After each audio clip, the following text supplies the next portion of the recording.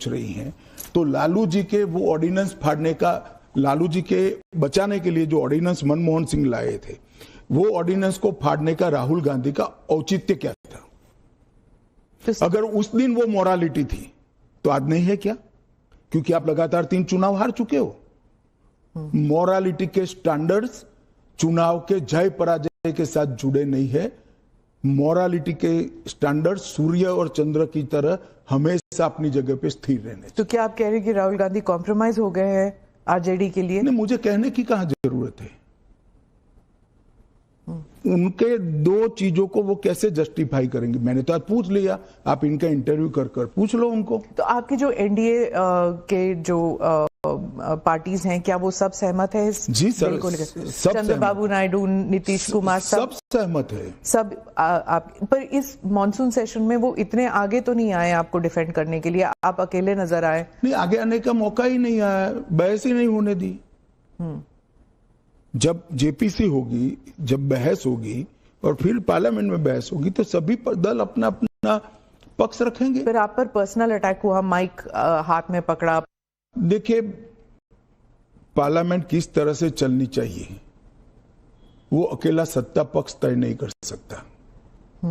किसी भी बिल के लिए या संवैधानिक संशोधन के लिए स्वस्थ बहस का वातावरण अगर विपक्ष नहीं बनाता है तो देश की जनता देख रही है कि पद्धति ठीक है क्या। इस बिल पर जब तय था कि बिल अभी पारित नहीं होना है, जेपीसी में जाना है, मैंने बीच में ही खड़े होकर इसकी घोषणा कर दी थी, तो विपक्ष इस बिल पर अपना विचार रख सकता था या नहीं रख सकता, मुझे जवाब देना पड़ता।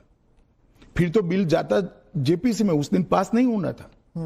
मैंने पहले ही घोषणा कर दी थी कि इस बिल को सरकार ने तय किया है कि ये जेपीसी में जाएगा, दोनों सदन का जेपीसी बनेगा, 21 सदस्य लोकसभा के होंगे, 10 सदस्य राज्यसभा के होंगे, 31 सदस्य प्रोरेटा सभी दलों से आएंगे। क्या ये बिल पास हो जाएगा? मुझे तो विश्वास है हो जाएगा। कांग्रेस पार्टी में ही और विपक्ष में ही कई लोग ऐसे निकलेंगे जो मोरालिटी का सपोर्ट करेंगे, मॉरल ग्राउंड को बनाए रखने के लिए सपोर्ट करेंगे। और फ्रेम है ये जेपीसी के अध्यक्ष जो बनेंगे उस पर निर्भर होगा। वो जब चर्चा समाप्त करेंगे तुरंत हम तो अगले सप्ताह में ले आएंगे।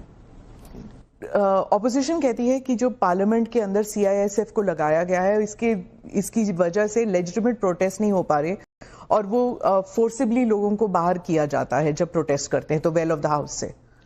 पहली एक बात की स्पष्टता आप समझ लीजिए, पार्लियामेंट के अंदर कोई भी फोर्स पार्लियामेंट की और गृह के अंदर सदन की सुरक्षा में वो स्पीकर के अधीन होती है। इसमें फोर्स का महत्व नहीं होता है। पहले भी दिल्ली पुलिस के जवान थे, अब सीआईएसएफ मार्शल्स थे ना पहले। तो वही मार्शल्स होते हैं, आज भी मार्शल्स ही है। वो जैसे ही संसद की सुरक्षा विंग में आते हैं वो सीआईएसएफ या दिल्ली पुलिस के जवान नहीं रहते, वो मार्शल माने जाते हैं और वो स्पीकर के तहत होते हैं। मार्शल सदन के अंदर तभी प्रवेश करते हैं जब स्पीकर उनको ऑर्डर करे।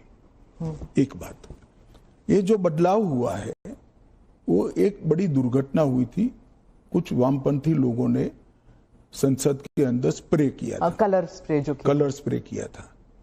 उस वक्त लोकसभा स्पीकर ने एक कमेटी बनाई और वो कमेटी में गृह सचिव भी थे, लोकसभा के सेक्रेटरी जनरल थे, राज्यसभा के सेक्रेटरी जनरल थे और कई लोग थे।